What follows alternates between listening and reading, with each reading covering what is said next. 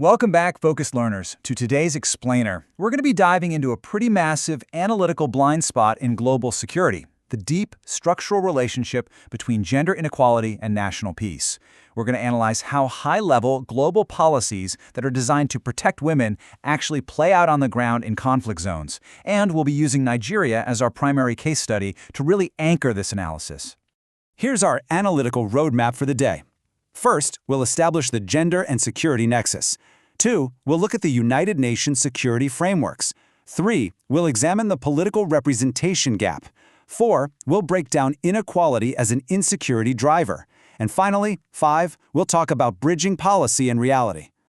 All right, let's jump right into Section 1, the gender and security nexus. To truly analyze the mechanics of conflict, we have to start by defining our terms. We can't just look at fixed biological sex. We have to look at gender as a socially constructed set of roles. It's hierarchical and it's institutionalized. You know, when a society's structures systematically assign lesser power and fewer resources to half its population, that structural inequality deeply shapes how a conflict ignites, who actually suffers the most, and whether any resulting peace can actually survive. Our analysis shows that this structural reality really operates in 3 distinct directions. First off, it shapes vulnerability. For example, men often face forced conscription, while women face disproportionate rates of displacement and sexual violence. Second, the inequality itself acts as a driver of insecurity because it weakens social cohesion. And third, it totally determines the prospects for peace. The data is clear. When peace processes genuinely include women, the resulting agreements are significantly more durable. The big takeaway? Ignoring gender means you're fundamentally misdiagnosing the root causes of war. Moving right along to Section 2, United Nations Security Frameworks. So how did the international community actually respond to this nexus? Well, we can trace the evolution of global policy starting back in the year 2000 with UN Resolution 1325. This was a game changer because it finally demanded women's meaningful participation in peace processes. Fast forward to 2008, and Resolution 1820 recognized sexual violence not just as a tragic, inevitable byproduct of war, but as a calculated, deliberate tactic. And then by 2015, Resolution 2242 explicitly integrated gender into counterterrorism strategies and pushed to double the number of women in peacekeeping roles. Now, these global ambitions rest on 4 sequential pillars: participation in decision-making, protection of rights, prevention through early warning strategies, and relief and recovery post-conflict. But here is exactly where the cracks begin to show in our analysis. The fatal flaw of this entire global framework is the lack of binding enforcement. Without it, these massive, sweeping international ambitions rely entirely on state-level political will to become a reality. That brings us to Section 3, the political representation gap, specifically looking at Nigeria's reality. Let's analyze how those lofty UN frameworks actually collide with domestic politics. Just think about these numbers. Across the 990 seats in Nigeria's 36 state houses of assembly, women hold under 5%. 5%.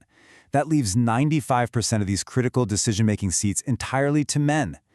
This gives Nigeria one of the weakest records for women's political representation in all of sub-Saharan Africa. To really put the sheer magnitude of this ambition-reality gap into perspective, out of 185 countries globally, Nigeria ranks 180th for women's parliamentary representation. It's just a massive institutional hurdle when it comes to fulfilling that participation pillar we just talked about. Now, there is a legislative effort on the table to try and correct this, known as the Reserved Seats for Women Bill. It actually models Kenya's successful quota system to boost representation. It proposes adding 74 new assembly seats, 37 in the Senate, 37 in the House, specifically reserved for women, without taking away any existing seats. The catch? Well, passing it requires a 2/3 majority in that heavily male-dominated National Assembly, and it faces deeply entrenched pushback from historical, cultural, and patriarchal norms. But if those hurdles could somehow be overcome, the potential impact is staggering. $229 billion. That is the estimated boost to Nigeria's GDP, roughly a 23% increase if women were fully included in governance and economic life. So political exclusion isn't just an equity issue, right? It's a massive, quantifiable economic vulnerability. Let's dive deeper in Section 4, inequality as an insecurity driver. So how does this systemic exclusion actively fuel crises like the Boko Haram insurgency? Well, analytically speaking, it does this in a few ways. First, it creates massive intelligence blind spots. Women are very often the first to notice signs of radicalization in their communities, but because they're excluded from formal governance, that crucial early warning knowledge never reaches security forces. Second, patriarchal norms restrict women's access to resources, which deepens poverty and widens the very grievances that insurgents exploit. And finally, armed groups deliberately weaponize these rigid hierarchies to inflict maximum social harm and terrorize communities. This brings us to a grim but absolutely vital part of our analysis: conflict-related sexual violence, or CRSV.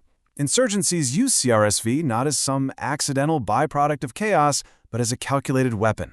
It's fueled by a mix of strategic terror, extremist ideology, and that entrenched gender inequality we've been discussing. The consequences are devastating, radiating from deep individual trauma to widespread social stigma and displaced populations. Addressing this requires a layered approach for redress, everything from international UN-targeted sanctions down to domestic legal mechanisms like Nigeria's VAPE Act and crucial community-level safe spaces. We have to pause here to really grasp the human cost of this macro-analysis. The term layered widows. This refers to women who first lost their husbands to Boko Haram violence. Then they were abducted and forcibly married to fighters. And then, upon finally returning home, they had to bear the crushing, additional stigma of being associated with the insurgency by their own communities. It's a devastating cycle where structural inequality essentially punishes survivors for the violence inflicted upon them. Which leads us to our final section, Section 5, Bridging Policy and Reality. We have to confront this incredibly low figure, 7%. Research shows that in certain conflict-affected regions of Nigeria, only about 7% of women had ever even heard of the National Action Plan or the UN resolutions designed to protect them. Actually, think about that for a second. High-level policy crafted in New York or Geneva is simply failing to penetrate the rural areas where it's needed most.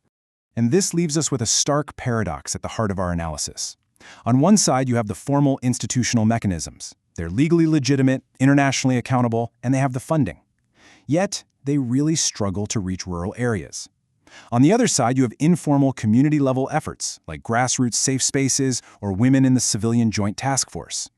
These networks are highly trusted and highly responsive to local conditions. They are doing the actual day-to-day peace building. Yet, they lack sustained funding and a seat at the policy table. So I'll leave you with this overarching question to chew on. Can sustainable peace ever be achieved if half the population is structurally excluded from the blueprint? The analysis strongly suggests that an effective strategy must bridge this gap by deliberately channeling the resources of formal institutions directly into the community networks where women are already doing the vital work of peace building. Thank you so much for joining me for this explainer, Focused Learners. Keep analyzing the structures around you, and I'll catch you in the next one.